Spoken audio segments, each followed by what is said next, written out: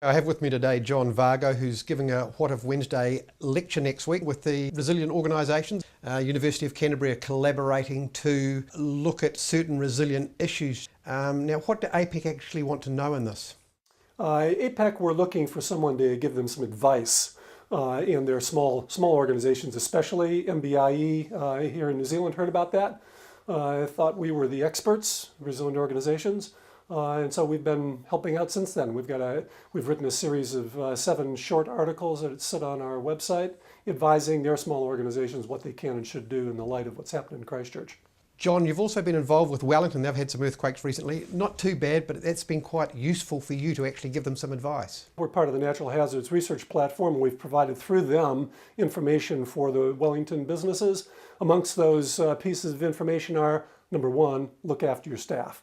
They're crucial to the way you run. Also, be proactive. Contact your customers and your suppliers.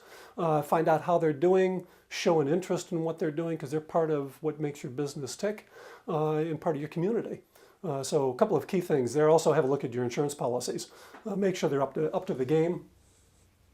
Excellent. John, there has been some actually pleasant growth in Christchurch in recent months and increased student job vacancies, more nightlife, and things are looking much more promising. You've looked at the accommodation here. The accommodation we've been looking at is with regard to the rebuild side of things. So we've got a lot of people coming from outside of Christchurch to live in Christchurch during the rebuild.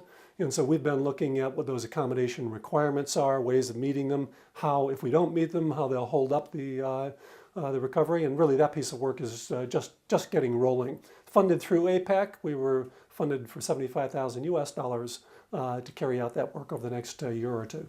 That's fantastic, John. And just finally, a big issue that I guess a lot of landlords and building owners have faced in recent times have been insurance issues. Now, what can you tell me about that in Christchurch? I think the insurance has been a very big issue right across the spectrum and has been a significant issue in the commercial arena as well for the commercial building owners.